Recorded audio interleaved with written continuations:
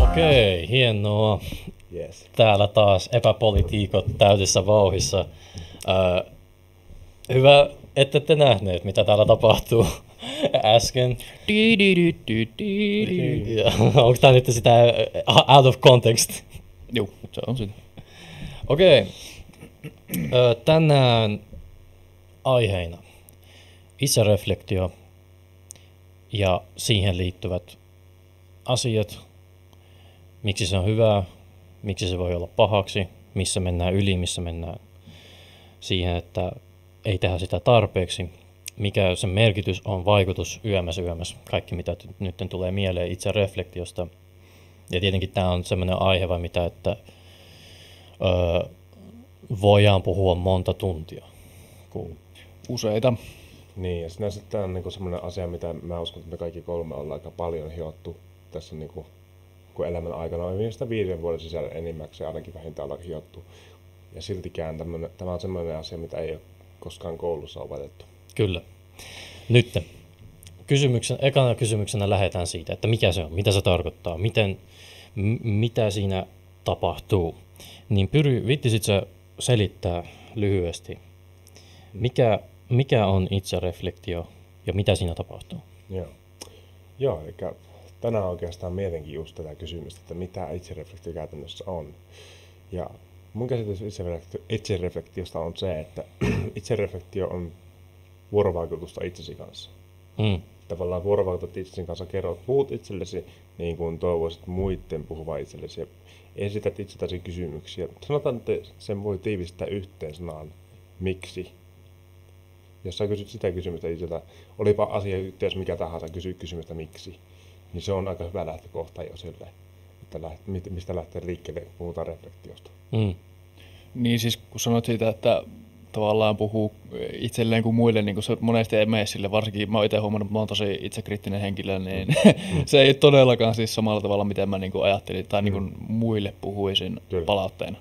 Että se on paljon negatiivisempaa, mutta siis totta kai siihen pitäisi pyrkiä, että tavallaan olisi mahdollisimman objektiivinen, vaikka totta kai omalta osaltaan ei voi olla millään muuta objektiivinen, eikä kyllä varsinaisesti muidenkaan ihmisten osalta, mutta varsinkaan omalta puolelta niin ei voi olla kyllä millään muuta objektiivinen. Kyllä, ja siis se, mitä mä siis on nyt jutellut tämmöisen työelämässä työskennelleiden henkilöiden kanssa. Eräs työnohjaaja kertoi mulle oikeastaan, että jossakin yrityksessä jopa rohkaista itsereflektioon. Mutta niin se käsitys itsereflektiosta on vähän niin kuin, ei ehkä tiedetä oikeasti, mistä puhutaan, kun puhutaan itsereflektiosta. Ne niin sanoo, että no niin, tässä on tämmöinen uusi artikkeli, lukekaa se. Tässä on tämmöistä uutta tietoa, tutkimustietoa, lukikaapa tästä. Että siinä on tämmöistä niin lisää lukemista, mutta kun se ei ole sitä itsereflektiota. Itsereflektio on sitä, että nimenomaan sulla on se tieto olemassa jo. Sitten sä mietit, suhteutat sitä omaan käyttäytymiseen ja muihin ihmisiin, että mitä sä teet sitä tiedolla. Eli se konkretia, mitä sä niinku sovellat sitä tietoa, se on niinku se lähtökohta, kun puhutaan itsereflektiosta. Ja sitä kautta sä lähdet liikkeelle, että mietitään, okei, mulla on tää tieto, mitä mä voin tehdä äsken. Sitten lähdet niinku, käytännössä kaivamaan syvemmälle ja syvemmälle sen tiedon suhteen, että mikä on se ydin siinä. Ja mitä sä hyödyt sitä, mitä voit hyödyttää muita siltä tiedolla. Kyllä. Mä haluan lähteä siitä, mitä tulee niinku itsereflektioon, että mitä se sana tarkasti tarkoittaa. Niin sana tarkastihan se tulee, vai mitä englannin kielestä, self-reflect. Niin kyllä. Ja suomeksi, jos käännetään se, niin se on itse heijastumista, itse peilaamista, mikä nyt on silleen tarkempi määrite. Ja jos haluaa sen sanoa silleen järkevästi, tai silleen, että on tunnetumpi sanamuoto, niin on, että katsoa itseään peiliin. Se on niinku se itsereflektion olemus. Eli sä pystyt katsomaan itseäsi peiliin ja kertoo itsellesi, että okei, mä oon tässä huono, tässä hyvä, tässä on parannettavaa, mä oon tehnyt tämän oikein, tämän väärin. Sähän väliin on kysynyt sitä, kun sä alkoit kuvaamaan aika hyvinkin sitä, niin mikä teidän mielestä yleensä on tärkeintä, kun puhutaan itsereflektiosta? Mikä on niin ehdoton must, kun lähdetään liikkeelle hyvältä pohjalta, mitä tulee itsereflektioon? Mä halusin tulla tuohon, koska mä halusin kysyä Emililtä. Äsken hän sanoi, että hänellä on paljon kriittisempi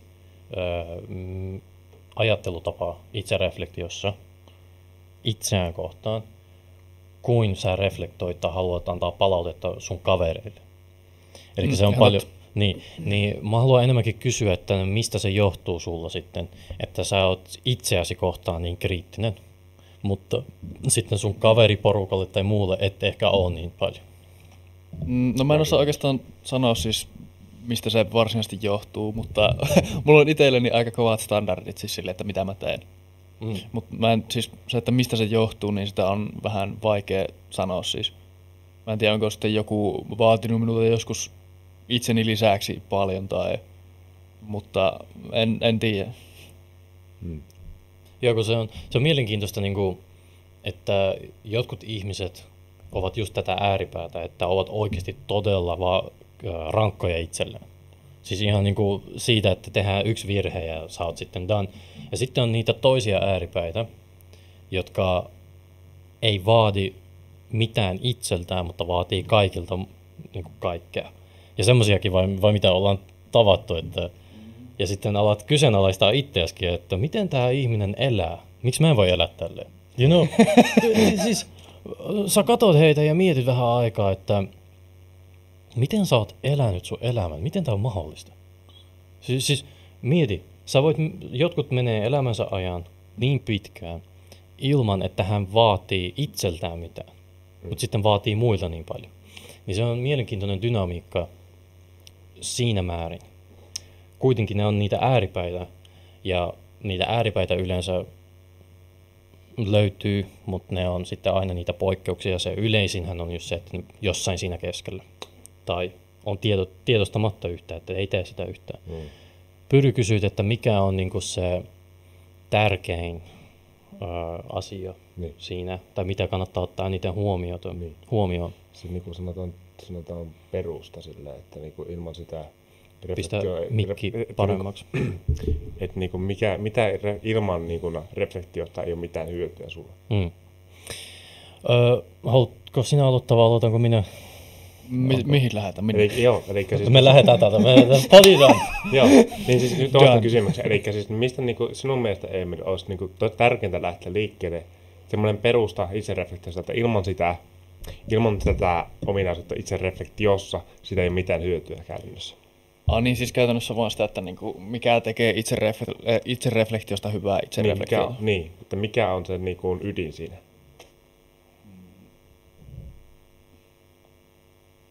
No totta kai siis kun lähdetään miettimään tai niin itse reflektoimaan, niin yleensä se johtuu virheistä, mä sanoisin. Tai mulla ainakin se monesti johtuu siitä, että mä oon tehnyt jotain mielestäni väärin. Sitten mä rupean miettimään, että no, mistä se kävi tälle. Ja sitten tavallaan se pitäisi, niin kun, mun mielestä se prioriteetti siinä on se, että se on mahdollisimman tavoitteellista, että löydetään sitten, mistä joku johtuu tavallaan. Tai näin mä sanoisin, koska se on kuitenkin loppupelissä se pointti, että tavallaan löydetään se, mikä on väärin ja miksi se on niin. Kyllä. Näin mä sanon. Okei. Mitä idea? Jos pitää sanoa joku tärkein asia, niin minun mielestä tärkein asia itsereflektiossa on tsekata sun ego. Mitä mä tarkoitan täällä? Koska Sigmund Freudkin, hyvin tunnettu psykologian tutkija, niin hän keksi tämmöisen, tai ei keksi, mutta kehitti tämmöisen tarkastelutavan, missä on kolme minää, ja se on se id, sitten on se ego, ja sitten on superego. Ja ID, se identification, jos puhutaan lyhyesti, siis pitemmäksi, niin taistelee tämän egon kanssa. Eli se on se minä ja sun identiteetti. Taistelee keskenään, eli se ego.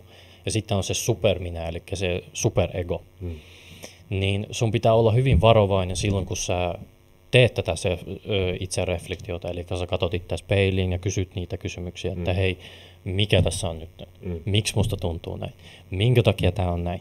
Miksi tämä onnistui, miksi tämä epäonnistui? Koska se itsereflektiota pitää tehdä myös silloin, kun onnistuu. Tämä kuulostaa myös vähän oudolta. Se on ihan totta. Tämä kuulostaa oudolta, koska itsereflektiota käytetään, sinä sanoit itse, että aina kun epäonnistuu, mutta se pitää tapahtua myös silloin, kun onnistuu. Tuo on ihan totta. Niin totta kai siis sitähän pitäisi hyödyntää niin kuin siinäkin tapauksessa ja tavallaan, koska siis olisi hyvä tietää myös, mistä onnistuminen johtuu, eikä pelkästään sitä, mistä epäonnistuminen johtuu. Tämä on ihan totta. Kyllä. Tämä on siis ihan tosi totta. Mä sanon tähän väliin. Mä olin silloin aikana yhdessä firmassa, olin hommissa, puhelinmyyntin hommissa. Sanotko firman nime? Dynastia. Joo, kyllä se oli firman nimi, oli M&D Dynastia, ei mikään yrityssalaisuus tai mitään semmoista huippusalaista. Mutta kuitenkin mä olin siellä hommissa ja sit, oli hetki, kun ei tullut kauppaa, mutta tietenkin tuli kauppaa myöskin silloin ajoittain, niin mä tekin just sillä tavalla, että mä en pelkästään kysynyt, että no mikä mulla meni pieleen, vaan myöskin niin kysyin palautetta aika paljon silloinkin, kun joku homma sujuu hyvin. Ja koska sitä kautta sä osasit, koska palaute on sinä määrin tärkeää, palaan kohta taas tuohon itsereflektioon vähän heijastan siihen, mutta palautteessa on tärkeää, että koska siinä puhutaan kahdesta käsitteestä, eli negatiivisesta vahvistamisesta ja positiivisesta vahvistamisesta. Eli positiivinen vahvistaminen on sitä nimenomaan, että joku antaa palautetta, niin sä tavallaan saat sen kannustavan palautteen, että okei, sä teet ton hyvin. Ja kun ihminen kuulee jotain, niin kun sulla annetaan palautetta siitä, että sä oot suorittanut hyvin, se vapauttaa mielihyvähormonia, dopamiinia, ja se tuntuu hyvältä. Ja ihminen luonnollisesti haluaa hakeutua semmoisiin tilanteisiin, että se vapauttaa sen dopamiinia. Niinkö? Luonnollisesti. Onko sulla jotain sanottavaa? Me ollaan vähän väsyneitä tänään, niin voi olla vähän outoa läppöä. Joo, joka tapauksessa, kun sä saat hyvää positiivista palautetta johtakin suorituksessa, sä haluat luonnollisesti kokea että hyvää oloa sitä onnistumisesta, koska onnistuminen se tuntuu hyvältä.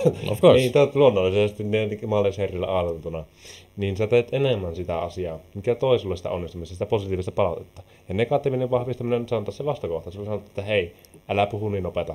Artikuloi enemmän, äläkä mutise, vaikka tämmöisiä, että mitä mulla yleensä on. Niin sitä negatiivinen vahvistaminen poistaa sitä niinku epätoivottuja piirteitä, mitä sä teet. Kyllä. Et se niinku on ihan totta, se niinku ei pidä kysyä vain jompaa kumpaa palautetta, vaan myös sekä että. Kyllä. Ja sä otit myös itsesi esimerkiksi nyt, ja sä sanoit itsellesi myös, että okei, sä katsoit itseäsi silmiin ja sä sanoit, että okei, mun pitäisi enemmän artikuloida kuin mutista. Mun pitäisi puhua vähän hitaammin, eikä vaan puhua. Niin tämä on niinku se esimerkki, minkä kautta voi niinku ymmärtää, jos ei ymmärrä siis, mitä me ollaan tässä yritetty sanoa. Niin tässä on niinku konkreettinen esimerkki siitä, että hän on katsonut sen puolet, mitä pitää kehittää. Ihan reaalisesti on katsonut. Ja sitten on alkanut kehittää niitä. Ja sitten kun on saanut kehitettyä, kun sä oot saanut esimerkiksi just siellä puhelinmyynnissä, sä esimerkiksi sä oot jonkun kaupan tehnyt hyvin tai muuta, niin se on sitten tuottanut tulosta, niin sä myös senkin reflektoit, että okei, mitä mä tein tästä hyvin. Niin enemmän syy, minkä takia mä sanoin, että sekä hyvä että huono, on se, että jos sä reflektoit sen, mikä on surkeata, mikä on tapahtunut epäonnistunut, niin silloin sä enemmänkin nöyristät itse silleen, että sä oot silleen maan tasalla. Se on niinku ehkä se pointti, että sä oot niinku kosketuksessa realiteetin kanssa. Sulla on jalat maassa. Se on niinku se pointti. Kyllä. Mutta se on paljon pahempi, jos sä oot onnistunut elämässä. Eli jos sä oot, sanotaan vaikka, että sä oot atleetti ja sä oot päässyt olympialaisiin. Tai sä oot businessmies ja sä oot saanut sen ison kaupan hoidettua. Tai sä oot joku tutkija ja sä oot löytänyt jonkun ihan uudenlaisen tavan, joka parantaa syöpää. No matter what. Se ongelma, mikä tulee, on, että sen onnistumisen kautta voi hyvin helposti lähteä siihen superegoon, eli siihen, mitä mä sanoin aikaisemmin, superminä. Eli sinä luulet itsestään paljon enemmän, mitä sä oikeasti oot. Niin kuitenkin hyvänä esimerkkinä tässä Emelikin sanoi, että yleensä se itsereflektio tapahtuu silloin, kun on jotain negatiivista. Sinulla siis. Me puhutaan nyt sinusta. Mieti. Me puhutaan sinusta. Kasvoja silmiä edessä. Mitä sinä tuntuu nyt, Emeli? Vähän huolettaa. Kuulettaa. Mutta se on se, että sä katot itse silloin silmiin, että kun on tapahtunut epäonnistunut jotain. Kun on epäonnistunut jotain. Ja sä katot silloin itse silmiin ja kysyt, että okei, miksi se on epäonnistunut. Niin teetkö myös sitä, että silloin kun sä onnistut, niin sä katot myös itse silmiin ja oot silleen, että hei, tää onnistui, koska tämä ja tämä. Sitä pitäisi tehdä ehdottomasti enemmän. Sitä mä en tee läheskään niin paljon. Se on, siis, mulla on monesti semmoinen fiilis, että no näin se olisi pitänytkin mennä tavallaan. Ja se on ongelmallista, koska sitä ei tule tavallaan semmoista, niin kuin puhuitte siitä, että esim. Dopamiinia ja semmoista, mikä rohkaisee tekemään asioita. Koska sehän jää välistä kokonaisuutta. No niin se olisi pitänytkin mennä. Niin, tavallaan. Juu, että se ei yllättäen ole hirveän palkitsevaa. Mutta mä en tiedä, mä oon nyt vähän onnistunut itseäni parantamaan siinä. Niiltä osin osaan myös arvostaa vähän sitä, mitä teen. Niin kyllä, se just tuohon, että sanottu arvostaminen on oikein hyvä sana sille luultavana aasisiltana, että me monesti otetaan onnistumiset itsestäänselvyytenä ja sitten me nostetaan korokkeelle ne epäonnistumiset, ikään kuin ne olisi merkittävämpiä asioita kuin onnistumiset siis, koska ne tuntuu tietenkin ikävämmältä ja niistä tulee voimakkaampi tunnereaktio, niin me ajatellaan heti automaattisesti, että koska se on voimakkaampi tunnereaktio, niin se on varmaan jotain, mitä kannattaa enemmän miettiä kuin onnistumista. Onnistuminen tapahtuu, koska no minä olen minä ja minä onnistun, totta kai mitä tarvitsee sitä miettiä. Silleen, tai no, en tiedä mitä sä puhut itsellä tai mitä joku puhuu, mutta se voi olla yksi tapa, miten sä sanoo. Noin. Ei noin. Mutta se voi olla yksi tapa, miten joku sanoo vaikka, että no mä onnistun, so what? Elämä jatkuu. Tiedätkö miten miten arrogantti sä oot, jos sä niin kuin, oot silleen itsestään selvänä, että joo, no tälleen se olisi pitänytkin mennä. No se yleisesti, niin, mutta joo, mutta siis se tavallaan niin kuin, ehkä vähän erilainen. Se niin, on enemmänkin sitä saavutuksen vähättelemistä mulla ainakin, mutta toihan on niinku just semmoinen, että no kun mä oon meitsi, niin kyllähän mä osaan. Niin kyllä. No niin, mutta siis toi oli tietenkin aika niinku raju kärjistys, mutta siis kuitenkin pointti oli se, että me monesti ajatellaan, että no niin kuin sanoikin, että noin se olisi pitänyt mennä. No miten niin? Kenen mukaan se olisi pitänyt mennä noin? Koska mä oon parempi kuin te. Niin. Että no tavallaan ne on se riski sitten, kun ajatellaan, jos mennään vähän pintaa syvemmälle. Noniin. Jos puhutaan niin kuin vaikka tästä suorittumisen, nykyään ajatellaan hirveästi pitää olla suorittamassa ja sitä tätä tuota. Me ajatellaan helkästi niin kuin sitä, että meidän omat suoritukset on yhtä kuin meidän arvo ihmisenä. Että niin onnistumisen sä ajattelet, että kun mä onnistun ja susta tuntuu paremmalta, sä ajattelet alitajuntaisesti jopa, että mä olen parempi kuin muut. Kun taas, kun sä epäonnistut, sä ajattelet, että sä olet huonompi kuin muut, koska sä epäonnistut. Mitä järkeä siinä on, että sä olet yhtä arvokas kuin sun viimeisen saavutus, olipa se onnistunut tai epäonnistunut?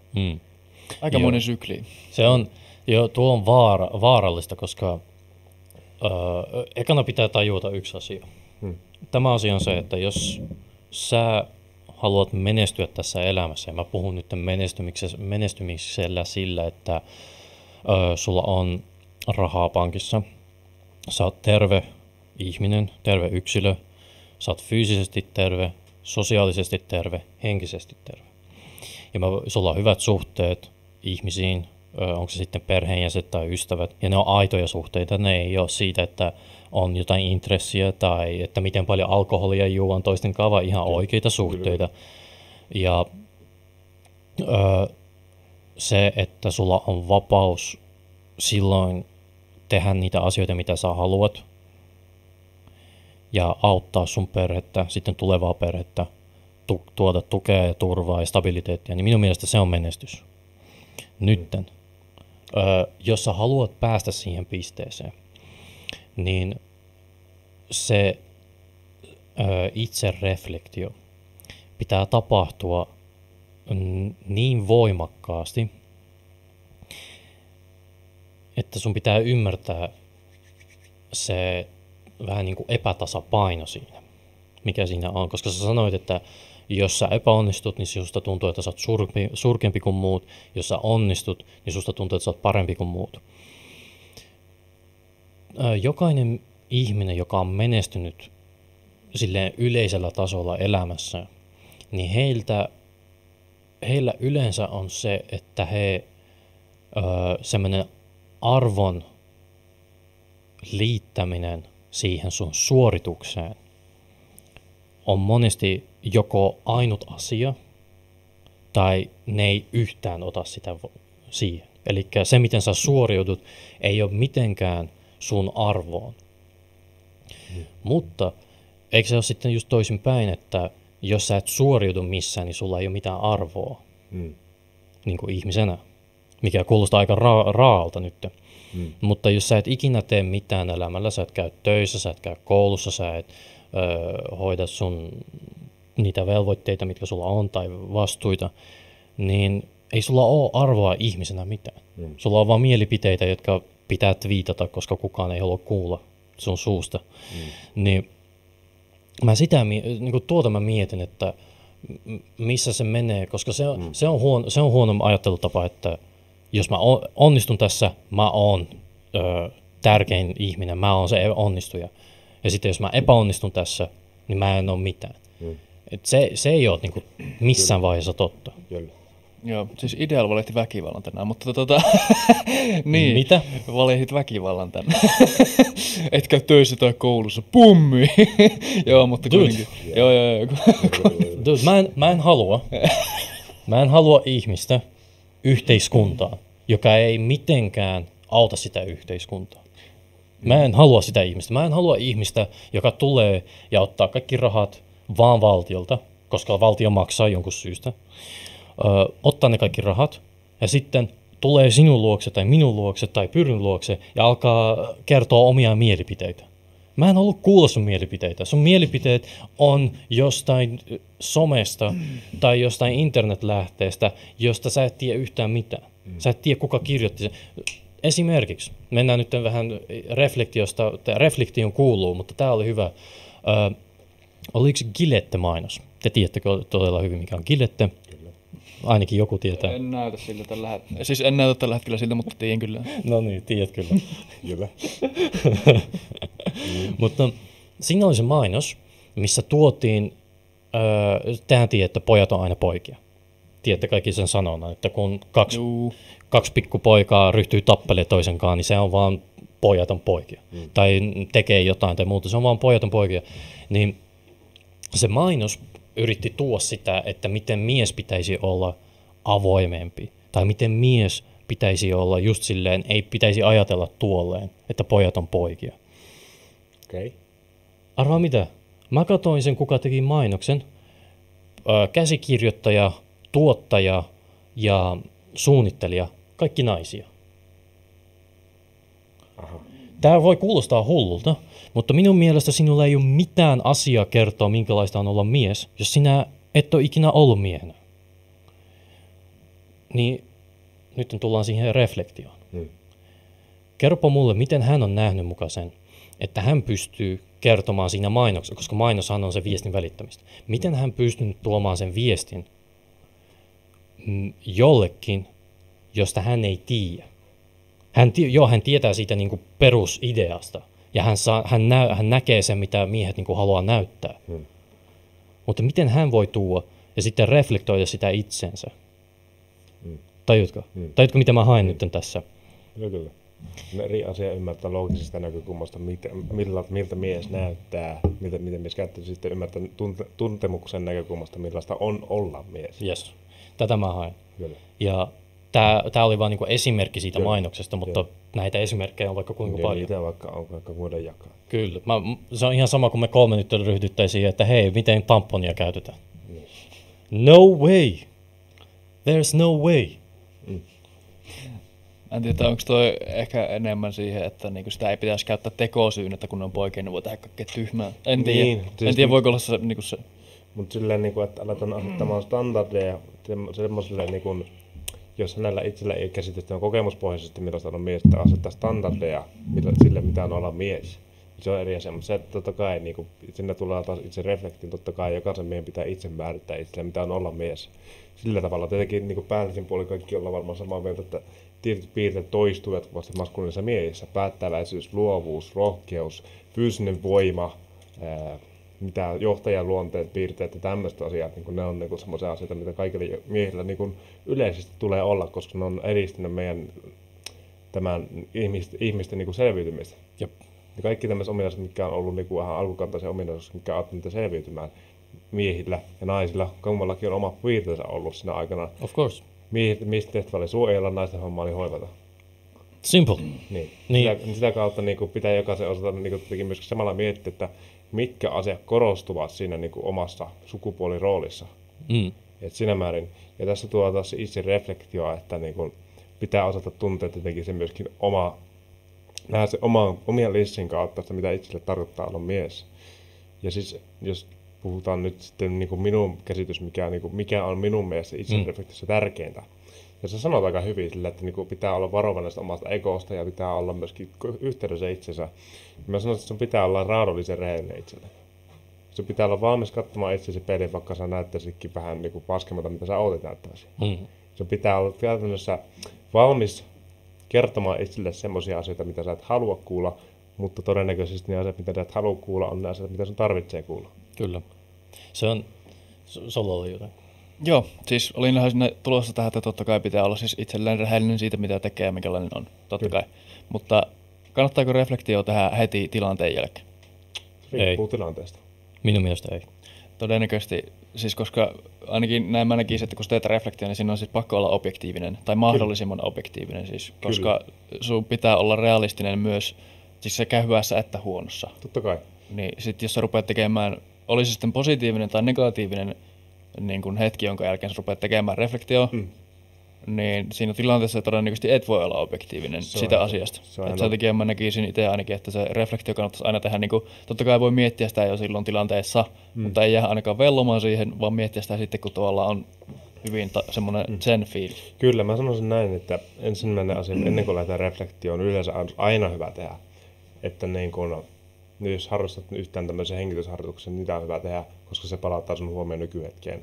Ja se on aika olennaista, että sä palautat sen niin sanotun tunnetasapanon ennen kuin lähdet miettimään. Jos sä oot vihainen, niin sä reflektiot asetetaan valmiiksi ihan päin vittua silleen siinä määrin, että se tavallaan vääristät sitä sun linssiä siihen kulmaan, että oi se kisin tahaa, tälleen. Että sä et niinku todennäköisesti edes huomaa, etenkin jos sä niinku lähet sen niin sanotun tunnetarinan mukaan, niin sä et enää edes mieti välttämättä kovin objektiivisesti. Sä ajattelet objektiivisesti vihan kautta. Että se ei ole enää mitään objektiivisesti. Se ei ole objektiivisesti. Objektiivisesti vihan kautta. Lenti ikkunasta. Let's go. Niin, mutta niistä monesti on, että kaikki ajattelee, että mä mietin tämän täysin objektiivisesti, mutta sitten se on kuitenkin hirveän Just tuolle. Mä olen täysin rationaalinen mies. Tai nainen, tai mikä sun sukupuoli onkaan. Helikopteri. Älä laita. Cancelled.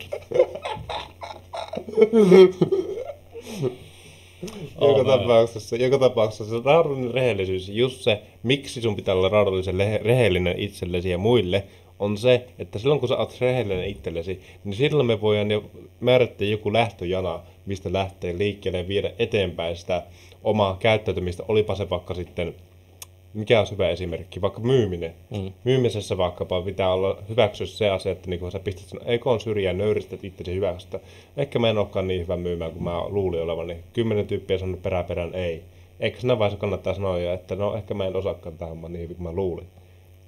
Eikä tänään ei ole hyvä päivä, tai sitten vaan hyväksy, että mä en ole ehkä niin hyvä kuin mä luulin olevani. Koska siitä kun sä lähdet liikkeelle, myönnät sen, hyväksy sen, sit sä voit miettiä, että okei, mä tein tämän asian väärin ja tämän asian väärin. Mä voin tsempata tässä yhdessä asiassa. Ja sitten se lähdet sitä kautta niin kuin, tavallaan kasvattaa se tekniikka. Kyllä. Mä otan tähän itsereflektioon vähän niin kuin sanotaanko apuna, mikä on ollut todella hyvä, on urheilu. Kyllä. Mä itse olen pelannut korista. Nyt pelaan enemmänkin just silloin tälle höntsäkorista jo.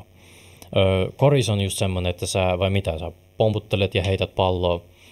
Ja on niitä päiviä, milloin sä heität 20 kertaa ja sä osut tasan kerran sisään. Siis on niitä päiviä. Sitten on niitä päiviä, sä heität 20 kertaa ja sulla on vaikeimmat paikat, ihmiset on kunnolla torjumassa sua ja muuta. Ja sä saat kaikki sisään. Niin kummassakin tapauksessa se tunnetila, jos sulla muuttuu, niin heti sehän vaikuttaa sun peliin. Nyt mä yritän vähän niin kuin backtrackata sitä, että mitä mä haluan sanoa tässä. Elikkä, jos sulla on ollut se huono päivä tai huono peli, niin ei ole mahdollista että seuraavassa pelissä sulla on huonosti, seuraavassa pelissä sulla on huonosti, seuraavassa pelissä. Koska tämä on peli, kaikille tapahtuu sama. Ihan joka ikisen, sä et voi nimetä pelaajaa, jolla ei ole ollut tommosia päiviä, että hän on vaan heittänyt ja ei ole saanut sisään. No chance. Mutta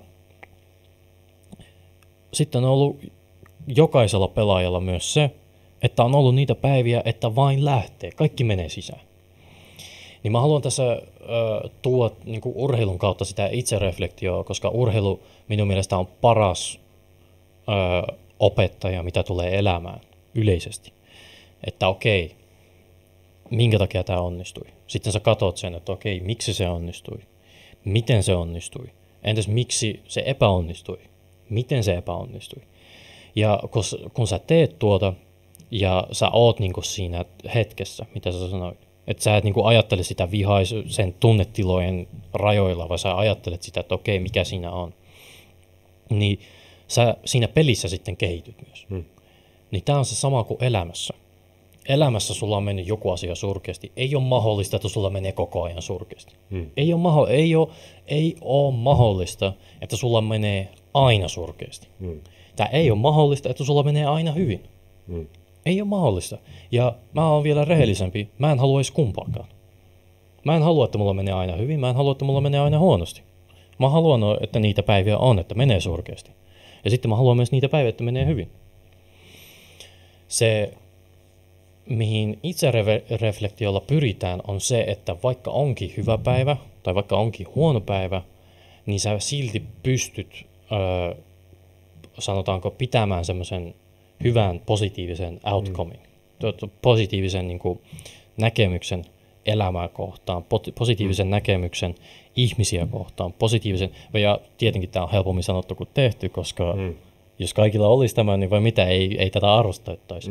Mutta se itsereflektio on vähän niin kuin se pääpointti on tämä, että vaikka onkin huono päivä, vaikka onkin hyvä päivä,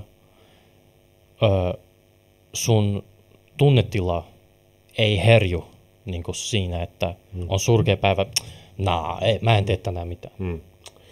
Tajuatko? Tajuatte varmaan, mitä mä haen tässä. Kyllä, tuossa tullaan siihen niin taas, että siinä on aika keskeisessä roolissa myöskin sun tunnekontrolli.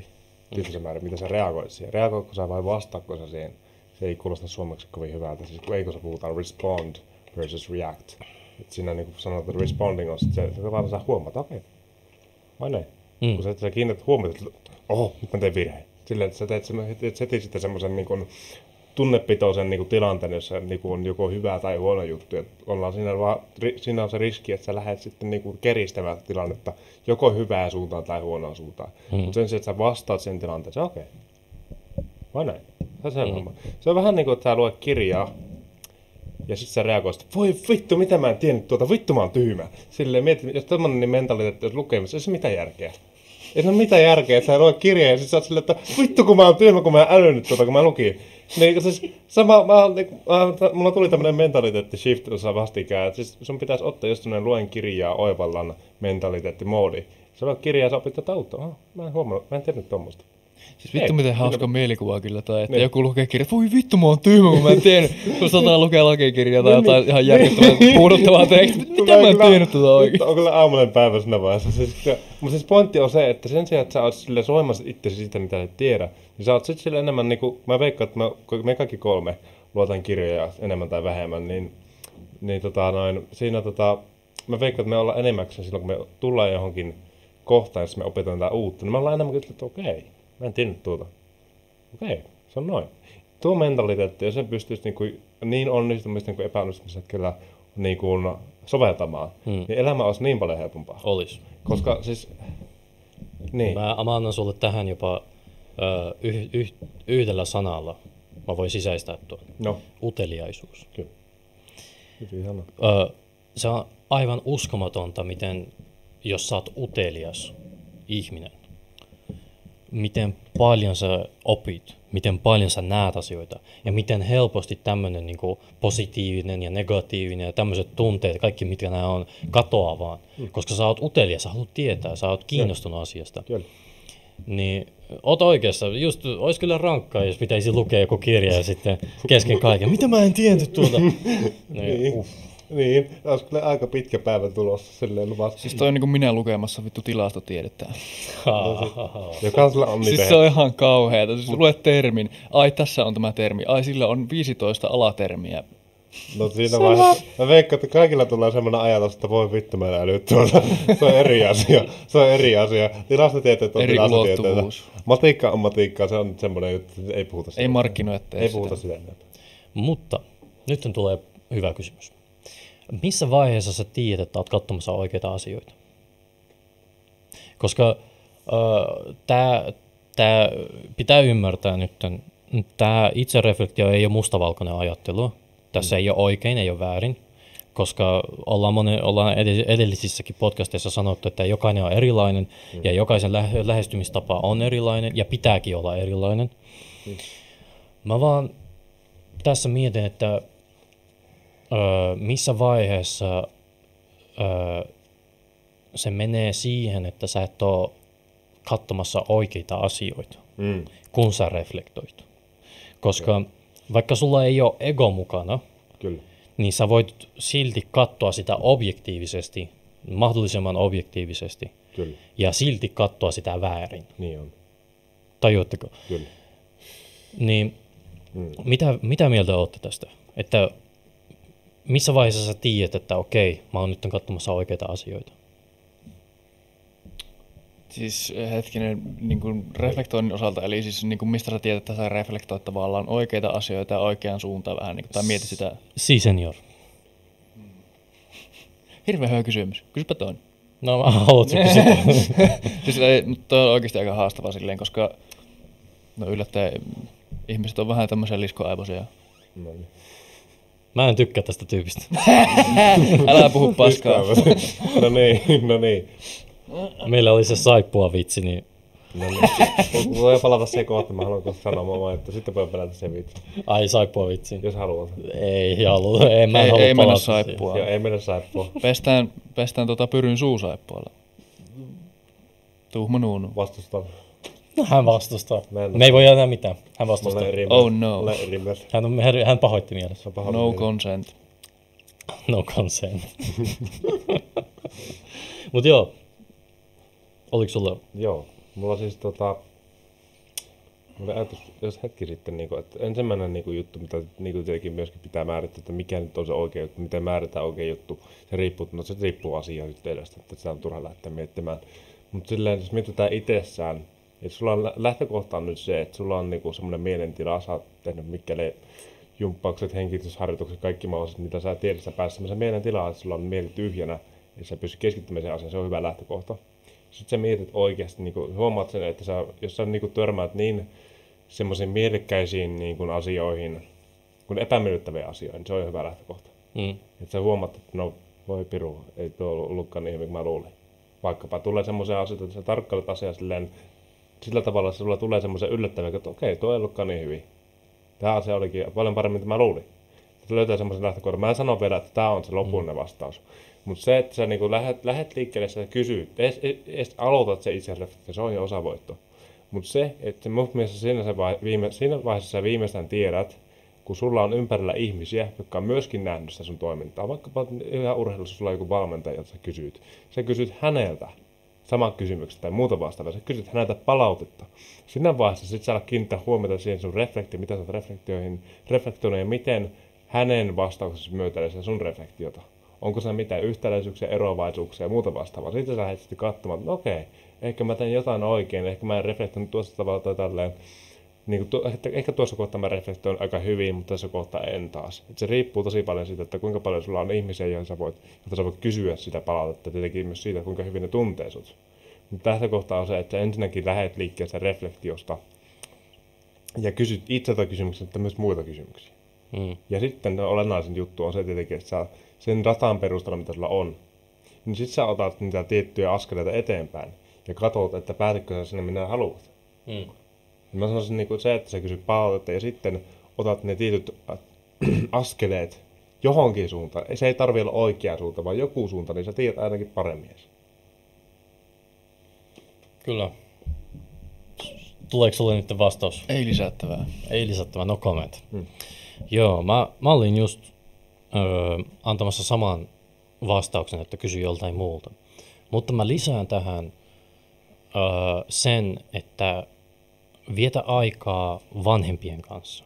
Ei sun vanhempien, vaan mä tarkoitan oikeasti sitä ikäluokkaa, joka on kokenut a lot, 70-80-vuotiaita.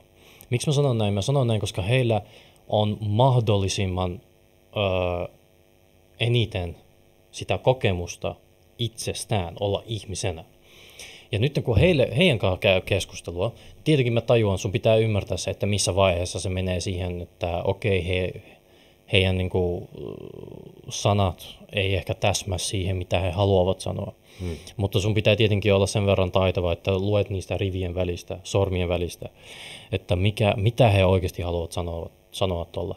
Ja sen takia mä voin sanoa, että mä oon todella hyvä itse reflektoimaan, koska hyvä tai huono mä silti otan sen silleen kriittisesti siinä pisteessä. Niin mä oon saanut sen, kun tietenkin mä oon kokenut asioita niin paljon, mutta mä oon myös saanut sen, koska mä oon hengannut niin paljon niin kuin vanhempien kanssa, vanhusten kanssa, sanoisinko näin. Niin se on tuonut semmoisen realiteetin ja myös semmoisen viisauden, että okei, missä niin kuin ollaan oikeassa, missä ollaan väärässä. Ja sitten toinen juttu, mikä minun mielestä on tärkeää elämässä yleisesti on, että sun pitää toimia. Koska mä oon nähnyt niin monesti, että porukka, niillä on plääni, niillä on suunnitelma, kaikki on kunnossa, we good, mutta ei tee mitään asialle. Ei edes yrittää tehdä asialle mitään. Dude, mä mieluummin lähden liikkeelle ilman mitään plääniä, kun vaan suunnittelisin 5 vuotta ja sen jälkeen lähtisin liikkeelle. Ymmärrettävästi sulla pitää olla plan, sulla pitää olla suunnitelma, miten sä aiot tehdä asioita, mutta se suunnitelma pitää olla semmoinen pohjustus. Se ei saa olla jokaisen pikkutarkka asian, koska tässä elämässä mikään ei ole absoluuttista. Mikään ei ole semmoista, että tämä on näin ja tämä ei koskaan tule muuttumaan. Ei ole mahdollista. Ja mikään ei mene kuin teoriassa. Ja mikään yleensä ei mene samalla tavalla kuin teoriassa. Hyvin harvoin menee. Mä kysyn teiltä molemmilta, että niin mistä luulet, mistä se tämmöinen toimettomuus johtuu? Miksi ihmiset suunnittelee, mutta sitten ei ala hommiin? Silloin kun tietävät, okei, sanotaan, että heillä olisi niin kuin ihan loppuun asti mietitty, he ovat kysyneet vaikka miltä asiantuntijoilta, läheisiltä, kaikilta mahdollisilta niin kuin tämän osa-alueen huippuasiantuntijoilta asiasta, että hei, mitä mun kannattaa tehdä. Heillä on kaikki se data, mutta siltikään he eivät ryhdy hommiin, niin mistä tämä johtuu? Se on epäonnistumisen pelko. Kyllä. Joka on tyhmää ja turhaa. Sehän oli yksinkertaista. Sehän oli yksinkertaista. Kiteytettynä sanoin aika samaa mieltä. Kyllä. Mä lisään jopa siihen onnistumisen pelko. Kyllä. Mielenkiintoista. Kyllä. Koska miten on mahdollista pelätä onnistumista? Se ei ole semmoinen suoranainen pelko, koska kaikki haluaa onnistua elämässä. Se pelko, mikä siinä tulee, on, että pystytkö sinä handlaamaan sitten sen onnistumisen tuomat edut. Ja haitat. Sanotaan nyt hyvänä esimerkkinä on se, että sinä onnistut sun bisneksessä. Sinulla menee hyvin, sä menestyt. Sun pitää olla varovainen sen jälkeen. Sun pitää olla varovainen, mitä sä puhut, mitä sä sanot, kenelle sä puhut, kenelle sä sanot. Sulla pitää olla lakiasiamiehiä. Miksi? Koska silloin siihen bisnekseen hyökätään kaikkialta. Kaikki tämmöinen cyber security pitää olla kunnossa.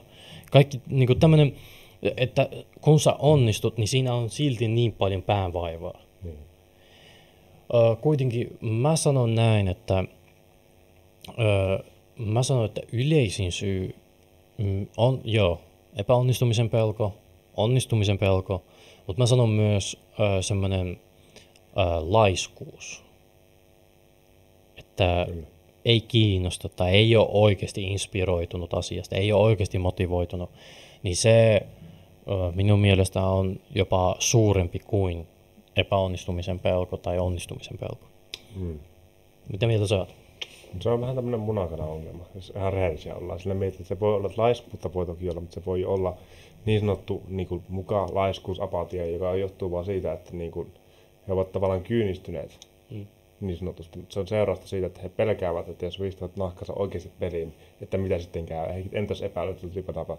Tai sitten toiseen suuntaan, että on epäonnistunut niin monesti, että on menettänyt kiinnostuksen lähteä elämänsä minnekään ja sitten on laiskistunut, passivoitunut ja opettanut kaiken semmoisen niin kuin aktiivisen tavoitteellisuuden harrastamisen. Hirveän hankalasti sanottu. Siis, että niin kuin, tämmöisen niin kuin aktiivisen toiminnan on vähentänyt tavallaan, niin kuin, en mä sen sitä. Siis, se, että niin kuin, sä oot epäonnistunut monta kertaa ja sit sä oot koko ajan ottanut turpaa lisää. Nyt kyllä mä veikkaan, että se ihminen, jos sillä ei ole niin sanottuja työkaluja pakissa, miten kohdata nämä, niin helposti voi käydä, että he passivoituvat ja kyynistyvät ja sitten lakkaa yrittämästä. Ja se voi päälle panna tätä laiskuudelta. Mutta just tuo epäonnistumisen pelko, mä uskon, että se on ehkä siellä se yksi asia. Ja sitten se onnistumisen pelko on siinä määrin, että siinä on myöskin se pelko, niin kuin sanoit just, että pitää olla varovainen, mutta myöskin se, että monesti voi alkaa pelkäämään, että no miten mun läheiset reagoi siihen. Siinä on monesti se sosiaalinen pelko myöskin. Pelätään sitä, että entä jos mä menestyn, niin sitten mun läheiset jättää mut syystä tai toisesta. Tavallaan semmoista tietynlaista ulkopuolelle jäämisen pelkoa voi olla myöskin. Siinä myöskin siinä voi olla se pelko. Sitähän voitaisiin omalla tavallaan suorastaan kuvata muutoksen peloksi. Muutoksen pelko, ja mä sanoisin näin, että semmoinen tavallaan kaiken menettämisen pelko. Se tavallaan, että menettää kaiken, epäonnistuu, onnistuu, olipa sitten myöskin tulee laiska tai mitä vasta, mä en tiedä mitä sä menet laiskuun. Jos sä menet laiskuuden, sä menet vaan laiskuuden, mutta kuitenkin näissä onnistumisen ja epäonnistumisen pelossa, niin niissä on sitten se tavallaan se tietty, sä pelkäät menettäväsi jotain, joko sen sosiaalisen piirin, mikä sulla on ollut, tai sitten sen homman, missä sä aloit alustavasti menestyä. Ja pahin juttuhan tässä on se, että kun sä pelkäät jotakin, niin saat sabotomaan itseäsi. Pahimmassa tapauksessa. Siis oikeesti joku menettää eiku vittu, mikä se on, tuon laiskuuden, niin oh no! Oh my god, first world problem, sitten ensimmäisen maailman ongelmia. Menetin laiskuuteni! Ehkä joku Garfieldilla, ehkä hänellä on sitten ongelmana. Niin no, mutta mä sanoisin, että Garfield Cat. Mä sanoisin, että just ihminen laiskuudella epäonnistumisen pelko, onnistumisen pelko on näistä yhtään semmoinen tietynlainen huonommuuden tunne yleensä. Koska ei, jos ihmisellä elämässä asiat hyvin, oikeasti hyvin, onko hän laiska? Mä en usko, että hän on kovin laiska. Jos hänellä on tunnetasolla asiat hyvin, fyysisellä tasolla asiat hyvin, henkisellä tasolla hyvin, mentaalisella tasolla hyvin, kaikilla tasolla hyvin, niin hän tuskin on laiska. Henkilö, joka arvostaa itseään, uskoo olevansa onnistumisen arvoinen. Henkilö, joka rakastaa itseään, myöskin uskoo, että vaikka hän epäonnistuu, hän selviää siitä.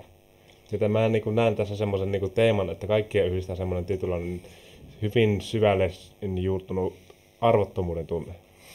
Mäpä annan teille vähän semmoisen erilaisen perspektiivin, mitä meille ja varsinkin mitä tulee tämmöiselle normaalille ihmiselle on annettu. Ja yleisesti on annettu nykyään varsinkin on, että mennä, sanotaanko vaikka just, että onnistua jossain, menestyä jossain, mennä parisuhteeseen, mennä naimisiin. Tajutko, kyse ei ole ikinä siitä, että menetkö sinä, vaan kyse on se, että pysytkö sinä. Mitä mä tarkoitan tällä? Mä tarkoitan tällä, että pysytkö sinä menestyksekkäänä? Pysytkö sinä naimisissa? Pysytkö sinä parisuhteessa? Kyllä. Eli sä voit mennä naimisiin huomenna, jos sä haluat, varsinkin jos sä oot nuori vaaleihoinen nainen Suomessa. Tai Emil. Mitä? Se oli James. Tai Emil. Niin joo. Muuten kannattaa kyllä varoa, että hän näyttää tälleen mukavalta ja muuta, mutta ongelma on se, että sitten sä tutustut häneen ja hän on oikeasti myös mukava. Ja sen jälkeen sulla alkaa olla konflikti itsesi kanssa. Yrität itse reflektoida, mutta sä näet Emilin, sä oot silleen, I cannot do this. Ja minua huolestuttaa tämä keskustelu. Mä yritän tässä antaa sulle propseja. Mua huolestuttaa silti. Minut tässä ollaan matkalla. Mikä sinua huolestuttaa, Emil? Mikä sinua huolettaa? Yksi väsynyt matkustaja.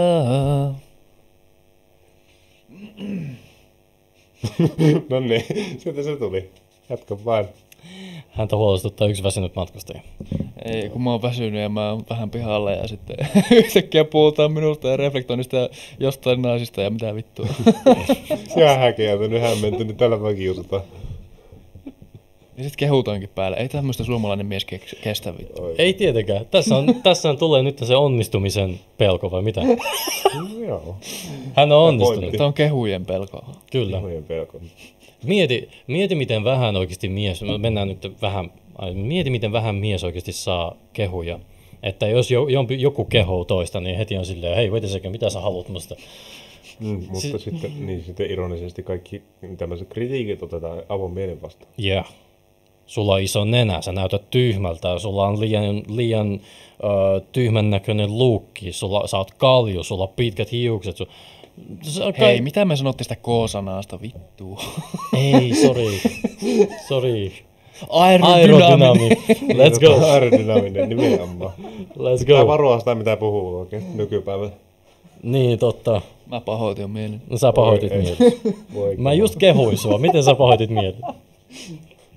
Aina voi vähän uhriutua. Aerodynaminen idea. Amen. Oot sä Emeli muuten se tyyppi, joka löytää aina negatiivisen puolen asioissa? Ei kun mä löydän aina positiivisen puolen. No ei oikeesti. Amen. Sekin Siis on... ei, mutta mä tykkään vaan uhriuta, se on vaan hauskaa. Siis silleen me emme uhriuta. Hauskaa. Victim blame. Uhriutuminen on hauskaa. Tää on ensimmäinen kerta, kun mä oon kuullut, että joku sanoo, että uhriutuminen on Ei, hauskaa. mutta siis semmoinen meemu-uhrailu, niin se on uhrautuminen on hauskaa minusta. Sen takia naiset tykkää hänestä. Aivan.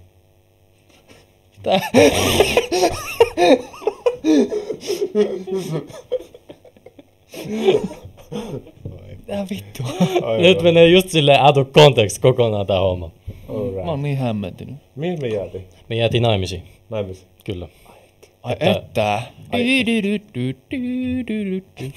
Mä vaan mietin Eemelin nytten. Mä mietin vaan Eemelin sulhasena kävelee, odottaa siellä hänen morsianta. Ja sitten kaikki ne muut, mitkä on ne morsiamen, ne, miksikä suomeksi sanotaan, bridesmaid, Kaasu. kaasot. Kaikki muut kaasot on vaan silleen, että joo, me oltiin kyllä Eemelinkin Mitä vittua. kunnon playboy. Niin. Mä en tiedä mistä tää nyt tuli. Mistä tää tuli? Mitä en oo tehnyt näin? Ahaa, kuulitko mitä hän valehteli? Kuulitko mitä hän valehteli? Miksi sinä mitata, että mä menen positiivisen palautteen? Mä annan taas olla kehuja. Ei, mua ei Ota se vastaan. Mua ei haittaa, että hän mitätöi sen, mua vaan haittaa, että hän valehteli meille. Kuulit sä? Naimisissa kaikki kaasot ovat olleet hänen kanssaan jotain tekemisissä, me ei puhuta mitään. Ja sitten sä sanot, että hei, mä en ole ikinä tuommoista tehnyt. Siis mä oon neitsyt. That's some bullshit. That's some bullshit. Ja tiedätkö miksi? Koska aerodynaamiset miehet eivät ole neitsyt. Ei ole mahdollista. Ei ole mahdollista, että aerodynaaminen mies on neitsyt. Mä oon neitsyt. Wow. En Bullshit. usko. Bullshit. Puhut niin paljon paskaa, että perseeskin on kateellinen. Nee, goddamn. En mä tiedä. Jotenkin ihmiset ei ikinä usko sitä. Jotenkin. Mistä se johtuu? En tiedä mistä johtuu. Come on. Mä uskon siihen. Mä uskon siihen, että yksi nainen elämässä. Perrappu.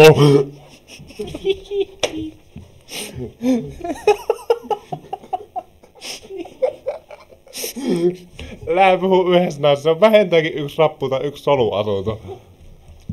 Siis koko sol. Koko solu. Ei lähetä tähän. Yksi soluasunto. Ei lähetä tähän. Kyllä näet. Sä lähdet autettamaan, pakko jatkaa eteenpäin. Hei. Mä sanoin teille, yksi nainen koko elämäsi on. That's it. Koska me puhuttiin naimisista. Niin.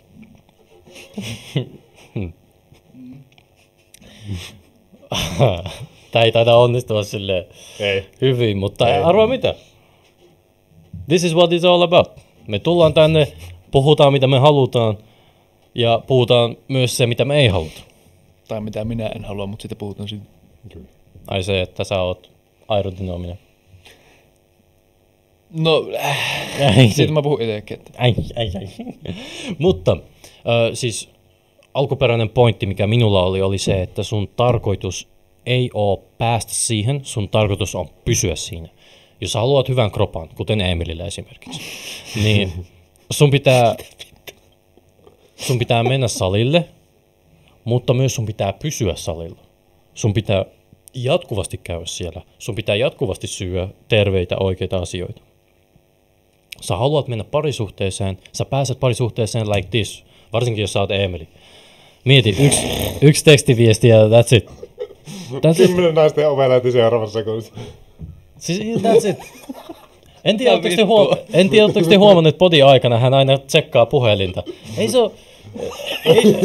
Ei se ole siitä, että hän oikeasti tsekkaa, mitä siellä on, vaan se katsoo vaan, että kuka lähetti taas viisi.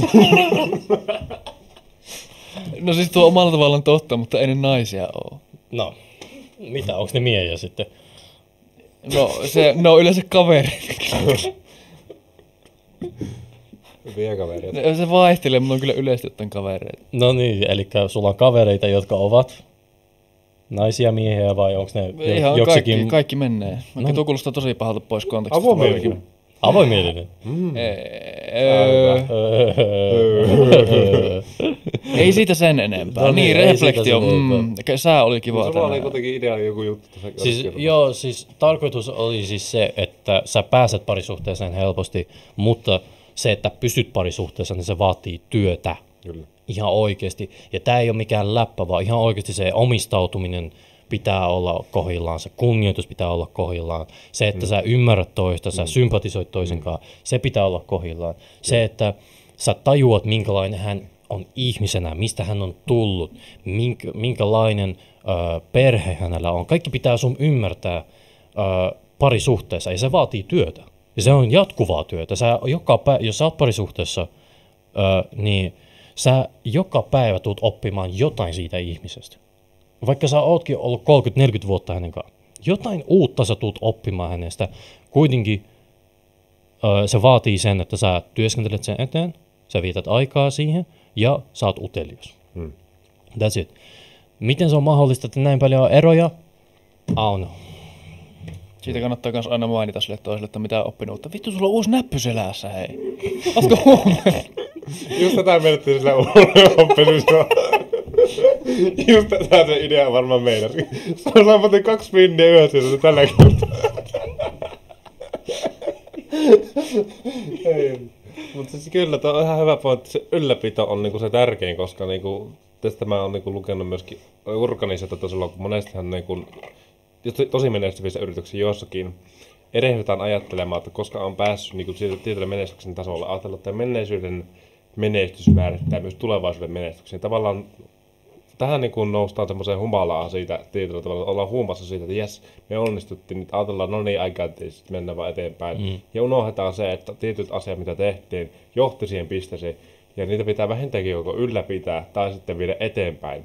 Ja suunnata sitä katsetta ulospäin, eikä kääntyä sisään kuoreen ja miettiä niitä sisäisiä prosesseja. Kyllä. Et siinä niin on se sudenkuoppa, josta että niin sokeudutaan tavallaan siitä menestyksestä, mikä on tullut, ja sitten annetaan sen ekon puhua tavallaan itsemme sijasta. Nyt on kysymys sinulle. Koska sä mainitsit just tämän, että vaikka sä niinku onnistut, niin se on siinä organisaatiotasollakin on vai? Mitä mieltä sä oot, mitenkä ennen vanhaan, eli mä puhun nyt muinaisajoista, tehtiin itse reflektiota. Mä otan vielä niinku lisänä siihen tähän esimerkkiin. Mä puhun nyt niistä ihmisistä, kuten esimerkiksi joku Napoleon Bonaparte tai Aleksanteri Suuri, joiden taistelurekordi, koska se vähän niin kuin taistelun voittaminen on vähän niin kuin se viimeinen argumentti, mikä sulla on, että mä oon menestyksekäs, koska mä voitin sut sodassa, kirjaimellisessä sodassa. Ja sä en tiedä, Aleksanteri Suuri ei hävinnyt yhtäkään taistelua. Hänellä on 23 ja 0. Ihan kunnon rekordi. Kunnon UFC-rekordi. Kuten UFC-rekordi. Ja sitten Napoleonilla, hänellähän on jotain taistelua ja hän on hävinnyt vain pari. Niin pari. Tai että, niin, mitä mieltä siinä oot, koska heidän egohan on todella suuri. Todella suuri. Mutta miten se silti pystyy niinku, sanotaanko tasapainottaa sen, että se ego ei tuu sen taistelun strategian eteen tai ei tuu niinku sen menestyksen eteen? No mä veikkaan, kun molemmat oli aika vaikutusvaltaisia ja hyvin voimakkaita miehiä. Kyllä. Mä veikkaan, että kun niillä oli se vastuu niistä johdettavista niin suuri, ja sitten kun niillä oli niin kova paine, että ne ajattelivat, että niillä ei varaakaan perseilemään siellä. Mä ajattelin, että ehkä se olisi niin osa syy, minkä vuoksi nyt oli vähän pakko myös, että miten mä voin varmistaa, että mun perseily ei johda ihmisten kuolemaan. Niin, mutta eikä Napoleon nimenomaan sen takia tehnyt kunnon ekopuskun Venäjälle ja sitten sai siis, turpiin. Eikö se silleen mennyt lopulta kuitenkin? Joo, kyllä. Lopulta se meni siihen. Joo, Kyllä, muistat oikein. Siihen saakka hän dominoi Euroopassa. Kukaan ei pystynyt pitämään edes kynttilää hänen edessä. Tai takana, tai lähellä. Mutta onko historia kertonut, että hän reflektoi sitten erityisesti, jos nekään sillä tavalla, koska tuo kuulostaa siltä, että se tavallaan hän aloitti niinku sillä tavalla, niinku, kuten kuka tahansa muukin sotakenraali. Siis hän aloitti tyhjästä. Hänellä ei ollut ketään perheen niin kuin jäsentä missään korkeassa paikassa. Hän tuli ei moni edes tiedä, Napoleon ei ollut ranskalainen. Eikö se ollut sitä pikkusaarelta sitten läheltä? Mikä se on? Kyllä, Italian saarelta. En muista nimeä, mutta näin mä muistelin, että se Kyllä. ei ole ranskalainen. Ei ole ranskalainen. Hän tuli Ranskaan ja hän aloitti nollasta, ihan legit nollasta, ja päätyi kenraaliksi ja sitten siitä vielä, mikä oli se, onko se tsaari? Mä en muista sitä, mikä se oli se. Oliko se saari vai oliko se? Eikö Venäjällä vaan ole tsaareja? Venäjällä on tsaareja. Mutta ei se kai Ranskassa ikinä. Olisiko se, eikö niillä ole joku aatelissyys? En mä enää muista historiaa noin paljon. Diktaattori kyllä. Mutta mä en muista, että mikä oli se oikea termi, mikä hän... Keisari. Keisari saattaa olla, joo. Kyllä. Niin hän lähetti siitä. Nytten hän päätyi siihen, ja sen jälkeen hän halusi niinku valloittaa Euroopan. Ja ainut, missä Emeli muisti hyvin, ainut, missä hänellä meni väärin, oli se, että hän meni sinne Venäjään, yritti valloittaa, kun hän oli tulossa takaisin, tapahtui se Waterlooin taistelu, ja hävisi siinä. Mutta hauskaa on se, että on niinku tiedostoja, tai on niitä asiakirjoja, missä tuodaan esille, että Napoleon treenasi, miten hän puhuu ihmisille peilineessä monta tuntia päivässä. Niin mä en tiedä, että onko tuo niinku itse reflektiota, mutta hän siinä ehkä treenasi sitä niinku vuorovaikutus, miten hän tekee sen. Ja sama homma oli tällä Hitlerilläkin myös. Adolf Hitler tunnetaan todella hyvin, että hän peilineessä katsoi, missä asennossa pitää olla käsi ja miten hän sanoo asiat ja miltä hän näyttää, kun hän sanoo asiat. Ja ne treenasi sitä. Niin ehkä se on just se, mitä sanoit, että koska heillä on niin suuri vastuu ja se, että he alkaisivat pelleilemään siellä on nolla toleranssia, ei missään nimessä. Kyllä. Niin ehkä se on niinku sitten just tehnyt sen, että tietenkin he ovat myös yksinäisiä henkilöitä, koska jos sä oot siinä asemassa, niin ei moni pysty samaistumaan suhun. Ja moni sitten yrittää joko kaapattaa sun vallan tai mikä nyt siinä onkaan. Niin se on mielenkiintoista, koska jos lähtee siihen, että on suuri ego, niin sä voit olla silti menestyksekäs ja hyvä ihminen, vaikka sulla onkin suuri ego. Mutta se, mikä siinä ratkaisee, on se, että sä oot tietoinen sitä egosta. Se on niin se juttu, että sun pitää pysyä tietoinen sen, että sulla on se ego, joka välillä pälvättää siellä taustalla ja yrittää saada toimimaan jollakin tavalla, mikä todennäköisesti, no, se tuntuu hyvältä, mutta tuntuuko se hyvältä pitemmällä tähtäimellä? No, ehkä se tuntuu hyvältä. No, ehkä se tuntuu hyvältä. Mä en uskalla olla näin lähellä Emeliä, ei herranjestas. Mitä vittua? Hetkinen. Päästiin nopeata Emeliä, totta kai. Out of pocket. Out of pocket, totta kai. Kun tuntuu hyvältä konnotaatio. No, mietin, onneksi tänään ei ole tiistai, niin sulla on hostilas. Kyllä. Kyllä. Kyllä. Hänellä ei tosiaan ole tiistaina jo housuja taas. Kyllä, ei tiistaina yleensä on se päivä, että eilen jos olisi ollut, niin kato mitä olisi tapahtunut. Jeesus, not safe for work. Ette halua nähdä tiistaina meidän podcastia. No. se lähtee siihen suuntaan, että se podcasti olisi cancelattu suoraan. Se 2 ekaa minuuttia kaikki olisi kattonut, että mitä helvettiä. 2 minuuttia enintään. Se on aika hyvä. Se on ihan hyvä. Wow. Siis ei täällä mitään alastomutta olisi tapahtunut, me silti oltaisiin istuttu tälleen, mutta se kontentti, mitä olisi puhuttu. Niin siis ideal olisi se, joka olisi tuonut meidän podcastin sekunnissa. Mutta tässä nyt Eemeli sinulle kysymys. Voitko sä olla liian komea? Ei. Hyvä, kun multa kysytään reflektioon liittyviä kysymyksiä. Ei me saatiin kysytä, että miten sä voit olla noin komea? Ei, se ei ole oikea kysymys. Esineellistämistä hieman. Niin, mitä minua esineellistetään täällä? Se ei ole esineellistämistä. Se on oman egon, sanotaanko, parantamista. Et sä pönkität. Pönkität sä omaa egoa kehumalla minua? Mitä? Ei, tää No, olisi pönkitää sun sinun. Niin sä pönkität Olisi. mun egoa? Kyllä, tietenkin. Niin. Mutta se on vähän vaikeeta. Mitä? Se on vähän vaikeeta. Mutta tässä on oikea kysymys. Voiko itsereflektiota tehdä paljon? Siis liikaa? Joo. Voi. Siis siinähän reflektio saa menemään ihan loputtomasti aikaa. Ja sitten kun se hyöty laskee aika nopeasti loppupeleissä kuitenkin, että jos sä niin olet saanut jo jonkinnäköisen ihan ok niin tuolla vastauksen, että esim. Mikä meni oikein tai huonosti, ja sitten sä jatkat sitä silleen tavallaan niin vielä sen jälkeen ja tavallaan ilman, että siitä tulee mitään varsinaista hyötyä, sä vaan tuhlat energiaa aikaa siihen, että sä vieläkin jatkat asian reflektointia. Tai no totta kai siis voi olla semmoinen tilanne myös, että niin kuin siihen ei oikeastaan löydy semmoista hirveän loogista syytä. Ja sitten sä yrität ehtiä itsestä tai jostain muusta vikaa. Miksi sä luulet, että ne ihmiset tekee sillä tavalla? Että ne jatkaa, vaikka ne tavallaan on saanut jo jonkin sortin vastauksen. No siis kun tässähän tulee aika monta tekijää itsestä, että mistä se voisi johtua, mutta siis kun jos joku asia on tosi tärkeä jollekin ja se menee esiin todella huonosti tai niin kun tapahtuu jotain tosi negatiivista, no mennään taas kuolemiseen, mutta niin kuin, kuitenkin, ja sitten reflektoi sitä, että niin kuin, mitä minä olisin voinut tehdä väärin tai oikein tai niin poispäin. Niin sitten jos miettii sitä, niin kuin, ja sitten varsinkin kun se menee tosi helposti siihen, että kun sitähän asiaa ei voi oikein reflektoida mitenkään silleen niin kuin objektiivisesti, ei se ole mahdollista. Ja sitten kun se on jotenkin niin kuin tunnetasolla niin iso asia, että sitä on ylipäänsä todella vaikea käsitellä.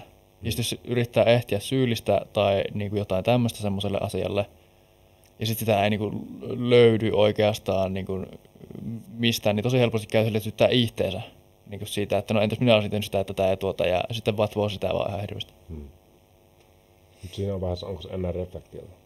En tiedä, siinä se raja on aika häilyvä ja se häviää jossain vaiheessa ihan jonnekin muualle kuin reflektio.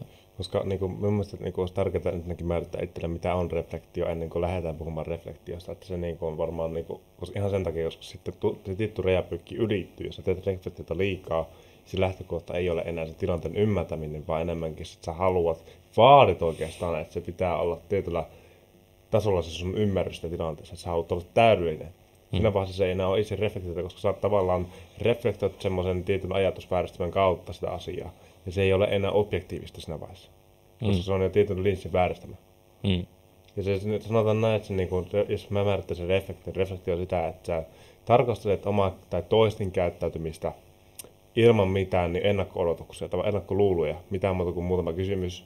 Tietenkin sulla on se tilanne, mutta sä et anna niin kuin, tietynlaisen niin kuin, ajatusvääristymen vääristää sitä. Kyllä tietenkin meidän alussa vähän pohjustettiin sitä, että mikä on itse reflektio ja mistä se tulee ja miten sitä pitäisi tehdä tai miten jokainen pitäisi yrittää tehdä. Kuten sanoin aikaisemmin, pitää aina löytää se, mikä toimii sinulle ja sitten stick to it. Koska mä oon rehellinen, mä en itse tykkää käydä salilla. En yhtään. Mä vihaan salia. Koska siinä salissa ei riitä se minulle olennaisin asia se, että mä pääsen siihen peliin mukaan. Mä voin vaikuttaa siinä pelissä. Niin se minulle ei sovi. Mutta mä ymmärrän myös sen, että jos sä meet salille aktiivisesti, niin siinä on ne hyödyt paljon suuremmat kuin haitat. Se, että minusta tuntuu siltä, niin se on aivan turhaa, jos ottaa sen, että sun kroppa, ihmisen kroppa on tehty siihen, että se pitää liikkua. Että se pitää, ja jos haluat, että se sun kroppa näyttää hyvältä, nainen tai mies, niin sun pitää nostaa painavia esineitä ja pistää ne takaisin alas. Minun mielestä. Tietenkin mä puhun silleen hyvästä kropasta, tää on niin kuin minun perspektiivi, että sussa on sitä niin kuin definition, mikä on se suomeksi? Määritelmä. Ei, mutta siis varmaan definition, eli näkyy esimerkiksi eri lihakset hyvin selkeästi. Niin. Mä en tiedä, mikä se on se sana. Niin, mutta silti ei ole silleen tyyliin 5% rasvaa, kehorasvaa. Eli selvästi niin kuin näkyy se, että okei, hän urheilee, että hän on hyvässä kunnossa, mutta ei. Esim. Kaikki me 3. Me ollaan minun mielestä hyvä kroppa. Koska jokaisella näkyy selvästi, että okei, ne käy, niin kuin, ne harrastaa jotain. Mutta silti meissä ei ole sitä, että ollaan jotain Ronnie Coleman tyylisiä täällä ja Lightweight! Lightweight. Niin, mutta tässä tullaan taas siihen, että joo, mä reflektoin siihen itsen, että jos mä menen salille, niin mä saan kaikki nämä hyödyt. Mä näytän paremmalta, mä oon terveenä, mä saan paremmin unta. Kun mä urheilen jotain muuta, niin mä pystyn paljon helpommin tekemään kaikkea. Mä en saa niin paljon näitä injuries. Mulla Vammoja, siis vammoja, tai niin kuin tavallaan, niin. Kiitos. Loukkaantumisia. Se on parempi. Se on parempi sana. Sitä mä yritin. Loukkaantumisia ei tule niin paljon, ja jos tulee, niin ne paranee paljon nopeammin silloin, koska mulla on treenatut lihakset. Kyllä. Niin kuin siitä salilla käymisestä. Jotenka kaikki nämä hyödyt, miksi mun pitäisi ottaa se tunnetila, eli mä vihaan sitä salia. Miksi mun pitäisi antaa sen voittaa, jos mä menen salille, teen sen, mitä salilla tehdään, niin mä saan kaikki nämä muut hyödyt. Ja se voi kääntää toisin päällä, että vittu mä vedän niitä painoja turpaan. Mä vedän niitä. Vittu, että nostan niitä. Mä vedän niitä turpiin. Kattoon asti. Mä vedän niitä turpiin. Vedä sitä homeostaasia turpaan. Niin, homeostaasia. Sepä homeostaasia turpaan se. Se on se bitch. Se on se Koska loppujen lopuksi kaikessa, me puhuttiin viime jaksossakin tästä, mutta siis homeostaasia on oikeasti se, siis se on niinku vanhentunut, se on vanhentunut. Antikristus. No niin, antikristus, sovitaan vaikka niin. Mutta siis loppu on se, että homeostaasi on tietyssä määrin kyllä, jos on korkealla kukkulalla, silloin ei kannattaa kuunnella homeostaasia, koska sä kuolet ja sä tiput sieltä. Mutta jos niin puhutaan semmoisesta asiasta, että sä oot niin kuin, alat vaikka suorittaa jotakin saliohjelmaa. Siihen kuuluu vaikka, että sä heräät niin tiettynä aikaan. Sori, tuo on ehkä vähän liikaa. Sanotaan, sä oot juoksemassa. No ihan sama, joka tapauksessa joku juttu, Sä oot vaan juoksemassa. Joka tapauksessa, pointti on se, että sulla on joku tietty asia, jonka vuoksi sun pitää niin kuin herätä joka aamu varhain. Ja susta tuntuu, että sä et jaksa nousta ylös. Se on silloin sun homeostasi, joka sanoo, että näin on mukavampi, koska se on tutumpaa meidän elimistölle, että me pysytään sängyssä ja torkutaan. Se on niinku se hetki silloin, kun sä haluat ajatella, että en mä shut up bitch. Joo. Se on se homeostaasia turpaama. Se on se homeostaasia turpaa. Et se ei kannata niinku ampua itsesi jalkaa samalla, kun sä lyöt turpaa homeostaasia, vaan silloin, kun pelkästään homeostaasia saa turpaa, se on se juttu. Let's go! Älä lyö molempia turpaa, vaan pelkästään homeostaasia.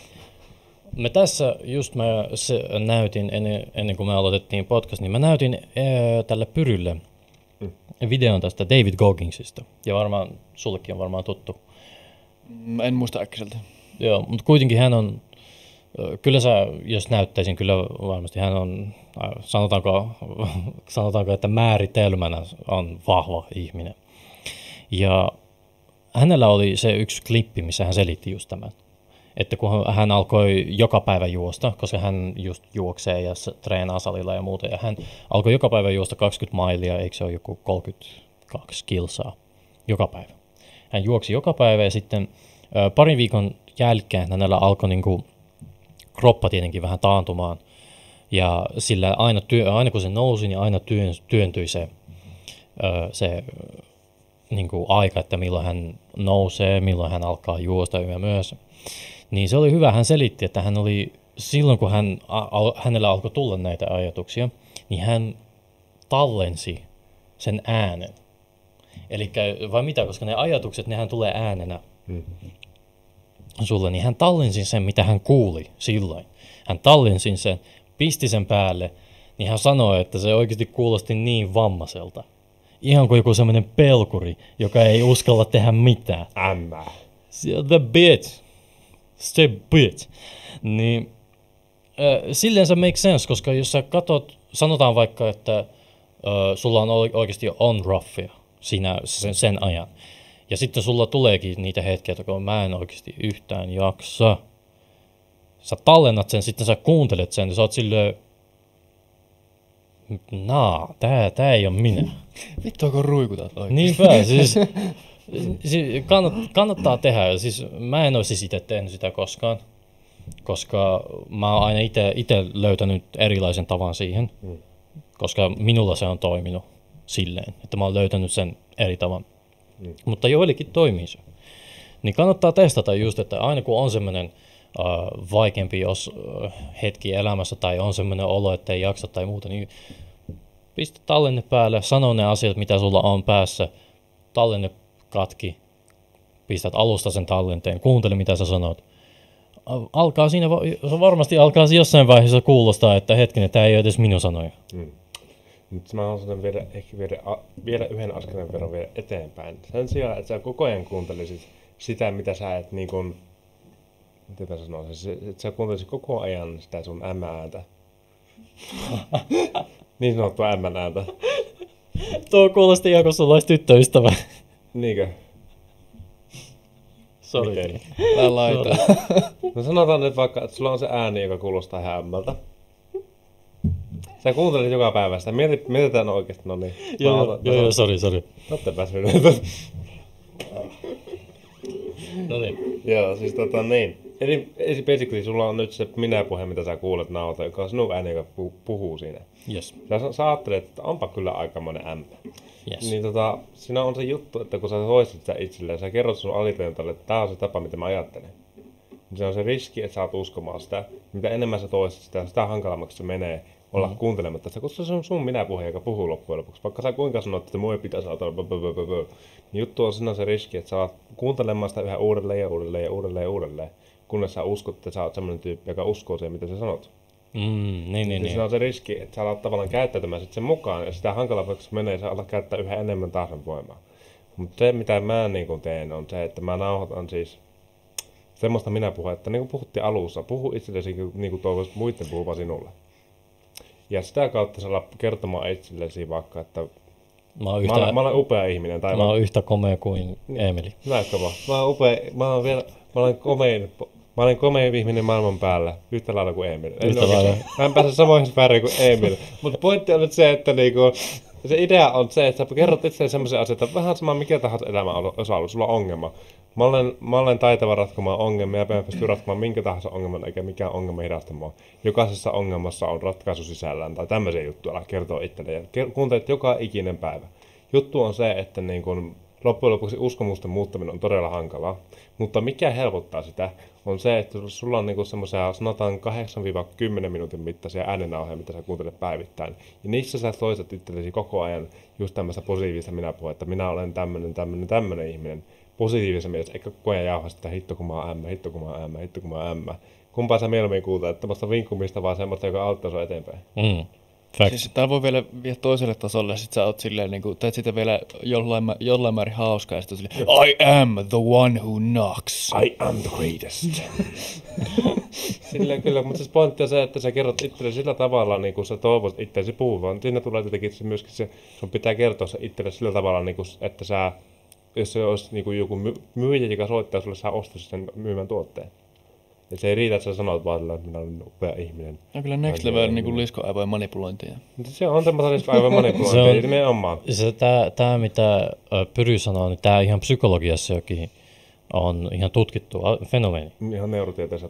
Kyllä, ihan tutkittu asia, että jos sä toistat itsellesi, että mä oon paras, jossain vaiheessa sulla alkaa tulla se, että sä käyttäytyt kuin olet paras. Sä ajattelet kuin olisit paras. Ja se on aivan mahtava asia. Kuitenkin se Tälle on termi. Fake it till you make it. Basically. Se ei ole feikkaamista. Periaatteessa Basically se on kyllä, mutta se juttu on se, että kun me sanotaan monesti, että me kusetetaan itsemme johonkin, se on vähän harhaanjohtavaa, koska sun alitajunta ei ymmärrä, mikä on kusetusta, mikä ei. Se vaan kuuntelee. Se on vähän niin kuin vaan, niin kuin, että sä syötät vaan tietoa läppärille. Se ehkä ottaa se vasta, ehkä ei, mutta siis eikö tuo oli vähän huono esimerkki? Ei, mutta siis tässä, en tiedä, ottaako nähnyt sitä videoa, mutta siis joku ilmeisesti mikä se on se? Chat GPT, just se. Niin siis joku höpötti sille, ja se toisteli sille koko ajan, että 4+4, eikö, miten se meni, 2+2 on 5. Ja se teki sitä niin pitkään, että se vitun AI rupesi vastasi takaisin, että 2+2 on 5. Ai vitsi. Siis kun se teki sitä tosi pitkään, ja joka kerta kun se sanoi vastaukseksi 4, niin se antoi sille sen negatiivisen responssin, mikä voi antaa sille AIlle. Kyllä. Niin mulla tuli vähän sen mieleen tästä. Niin se periaatteessa toimii, jos sä tavallaan sä toistat sitä niin pitkään, kun saat uskoa. No hyvä esimerkki, hyvin tunnettu henkilö Muhammad Ali, mitä hän sanoi. I am the greatest. I am the greatest. Se sanoi sitä huusi koko ajan, I am the greatest. Ja mitä tapahtui, hänestä tuli suuri. Hänestä tuli se. Ja ei pelkästään nyrkkeilyssä, vaan niin urheilumaailmassa yleensä. Siis se on se, mikä teki hänestä the greatest. Kyllä. Ei, koska jos katsotaan rekordia, Floyd Mayweather on paras ikinä. Ihan semppelisti. Ja Floyd on, mitä tulee taitoon ja tämmöiseen, paras. Niin kuin mitä tulee champion ja tämmöiseen. Mutta miksi silti Muhammad Alita katsotaan semmoisena on, koska hän vaikutti sen urheilun ulkopuolelle niin paljon. Kyllä. Ja se teki hänestä sen, että minkä takia hän oli se mahtava jätkä. Ja tietenkin, jos sä sanot se I am the greatest, hän ei missään vaiheessa sanonut sitä, että I'm in your face the greatest. Vaan enemmänkin hän sanoo sen, että mä oon se. I'm this. Mä oon tämä. Tää ei tule muuttua. Sama homma Mike Tyson. I'm the baddest man on the planet. Mä en varmasti olette kuullut tämänkin ehkä jossain vaiheessa. Siihen aikaan, kun se oli oikeasti niin nyrkki, niin vittu se oli pelottava äijä kyllä oikeasti. Siis, joo. Siis mä just tänään mietin sitä, että miten paljon sulle pitäisi maksaa, että menisit sen Mike Tysonin, joka oli 25-vuotias, kanssa kehään. Siis niitä kun on katsonut näitä nauhoja, missä se vetää tätä pataa, niin voi jumala. Itse sitä katsoo, oikeasti tyypit lentää toiselle puolelle sitä kehää. Niin ne on jotain samaan painoisia vittu. Yli painaa vampia vielä. No niin, sekin on mahdollista. Siis vittu, kun tämmönen joku 75 kiloinen vitun ruippu meni sinne heilumaan, niin voi jumalauta, kun sillä pää irtoisi niinku hartialta välittömästi. Niin. Miettikää, tämä on se hulluin puoli. Mitä hän tyrmäs, oli ammattilaisia nyrkkeilijöitä, jotka ovat tottuneet saamaan nyrkin naamaan. Eli ne ei ole mitään semmoisia tyyppejä, kuten me kolme, että ei ole tottunut siihen. Tai tottunut todella vähän. He ovat ammattilaisia, he tekevät tätä työkseen. Ja Mike Tysonin kanssa he menivät kehään ja Mike Tyson tyrmäsi ne aina ekassa tokassa erässä. Siis se on aivan jäätävä, miten niin kuin, hyvä ja pelottava kaveri se oli. Niin hyvä nyrkkeilijä ja miten pelottava kaveri se oli. Kuitenkin hänellä tietenkin oli se, että kun hänellä oli se itse reflektio kohillaan. Hänellä oli se Cus D'Amato, mä en tiedä tunnetteko te hänen valmentaja, niin hän oli just semmoinen old school valmentaja, semmoinen vanhus, mutta hänellä oli just sitä viisautta niin paljon. Ja silloin kun Mike Tyson oli hänen kanssa, niin hän muovasi Mike Tysonin siihen suuntaan, että hänestä tuli oikeasti se tappokone. Se hetki, kun se Cus D'Amato kuoli, niin sen jälkeen siltä Mike Tysonilta puuttui semmoinen reflektiomaisuus. Ja mitä tapahtui? Sen jälkeen hän joutui niihin ongelmiin ja hän joutui siihen vankilaan. Ja sitten kun hän pääsikin vankilasta, hän teki kaikkea ihan hullua. Ja sitten tietenkin ihmisetkin on idioottimaisia, koska ne tietävät minkälainen Mike Tyson on, niin ne menevät provokoimaan häntä. Mua itse tuhosta. Siis, en tiedä, oletteko te huomannut, että viime vuonna tapahtui Mike Tyson lentokoneessa. Siis legit Mike Tyson lentokoneessa joku provokoi häntä ja koko ajan. Sitten oliko se silleen, että se tönäs Mike Tyson, jota löi jompikumpi. Sitten Mike Tyson vaan nousi ja antoi sen, mitä teki mitä Mike Tyson tekee parhaiten. Siitä sai. Siis mä vaan en tajua, vaikka hän on nyt vanhempi kaveri, se sama juttu, häneltä ei ikinä tule menemään se pois. Hän on treenannut 20-30 vuotta Mm. sitä samaa asiaa. Kyllä. Ihan sama, vaikka hänkin olisikin ihan täysin läski ja huonossa kunnossa, hänellä on silti voimaa ja hän on kokenut siinä. Ei ole no chance, että sinä, joka on kerran ehkä koko elämäsi aikana mennyt kehään ja kerran ottanut iskun joltakin ja ollut silleen, tää on nyrkkeily. Joo, ei. Ei ole mahdollista. Ei tule tapahtunut. Ei ole tapahtunut. Ja mä sanon tämänkin, tämä on paras itsereflektioon perustuva juttu. Jos sä ikinä oot tavannut jonkun, joka on vapaaottelija tai nyrkkeilijä, niin he ovat kaikista mukavimpia ihmisiä, kaikista kilteimpiä ihmisiä. Niin sitten moni, joka ei ymmärrä sitä, niin on kysyy, että miten se on mahdollista, miten se tyyppi, joka voi tappaa sut, on se, joka on kaikista mukavin. Miten on mahdollista? No se on hyvin mahdollista, koska hän osaa tappaa sut, hän tietää minkälainen on se osapuoli siinä väkivallassa. Niin hän on sitten osannut kontrolloida sen, ja hän nyt osaa käyttäytyä. Esimerkiksi sen takia sä et ikinä kuule, että jossain kadulla, baarikadulla on tapellut joku ammattilainen tai joku nyrkkeilijä, vapauttelija, whatever.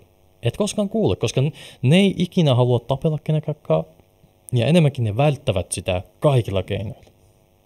Koska ne tietää. Niillä on se vastuu sitä, kun ne tietää, että ne on paljon voimaa. Siis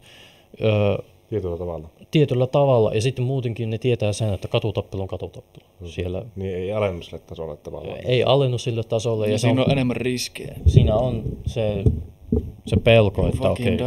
Siinä on puukko. Siellä Siinä on myöskin se tiedosta se oma ego, että vaikka he toki osaa tappella, se ei meinakaan, että ne on niinku se Dog G, että exactly. voittava, koska katutappelu on katutappelu ja katutappelussa voi tapahtua muuta asioita kuin kehässä. Kyllä, facts. Niin se on mielenkiintoista nähdä se konsepti, että vaikka onkin tappaja, ihan oikea tappaja, ei semmoinen leikkipoika, vaan ihan oikea, että jos astut hänen kanssa kehään, niin hän saa näyttää sut aivan säällittävältä. Kyllä. Niin ne ovat kaikista mukavampia. Kyllä, ja tässä niin kuin sanottu, että uteliaisuus on niin kuin se yksi asia, se reflekti. Se toinen juttu on varmaan jostain niin nöyryys, niin kuin sanoit. Se on toinen asia, mikä on, niin kuin sanotte, että pitää olla rehellinen itselle, mihin se perustuu. Niin sä oot nöyrä ja myönnät, että sä et ole niin hyvä kuin sä luulet olevassa. Sä et ole niin tärkeä kuin sä luulet olevassa. Ja siitä kautta, niinhän se Kobe Bryantkin sanoo itselle aika paljon, että you're not so important. Se sanokaa sen. Kyllä. Niin, se, niin kuin, ei se meinannut sitä, että sä oot mitään. Se kuulostaa niin pahalta, että sä itse sä oot turhaa sille, ei, vaan se pointti on se, että sä et ole niin tärkeä. Että muistat, että sä voit mikä tahansa päivä vaan tuossa vaan jäädä autolle ja se on siinä. Jep. Vaikka sä olisit kuinka osaava, mitä tahansa tietäisi, jos sä joudut sotaan, niin sinun päät ottaa yhtä lailla luulta kuin kenen tahansa munkin päin. Jep. Se on siitä. Kyllä. Mike Tysonilla oli just tähän hyvä, että kaikilla on plääni, kunnes heidän naamaa isketään nyrkkiin. Niin. No aika hyvä. Vitun sopiva nyrkkeilijälle. Siis, se on vaan facts. Se on vaan facts. Mun mielestä me ollaan aika hyvin tuotu esille tämä itsereflektio. Kyllä. Mä sain just niinku mikin oikein silleen. Mä ymmärsin nämä mikkin logiikat. No niin, nyt olisi aika tänään lopetella täältä. No niin, sit lähdetään pois. Jes, hyvä. Ehkä mä opin käyttämään mikkiä ensi kerralla. Hihi. Emelille annetaan nyt tämä propsi, että vaikka hänellä olikin mikki huonosti, minun mielestä ei ollut huonosti, mutta hänellä oli mikki huonosti. No mutta on tälleen paljon parempi, siis se ei ollut välttämättä huonosti, mutta kyllä.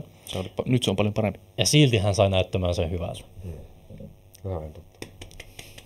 Mä huomaan oikeesti joka kerta, kun mä annan kehun, niin Emilillä on semmoinen kehtaatkin. Oh my. Ain't nobody talk to me like that, vittu. Kiihottuu oikein. Hän valehtelee, huomaatko? Mitä? Hän valehtelee. What do you mean? Joo, meillä ei varmaan enää mitään lisättävää, vai onko? Ei kai. Kertokaa, no yksi juttu voitaisiin niin tähän lisätä vielä. Te kaikki katsotte tämän loppuun asti tietenkin, niin pistäkää alas kommentit, että mikä on teidän tapa lähteä reflektoimaan yleensä, kun te lähdette mitään miettimään.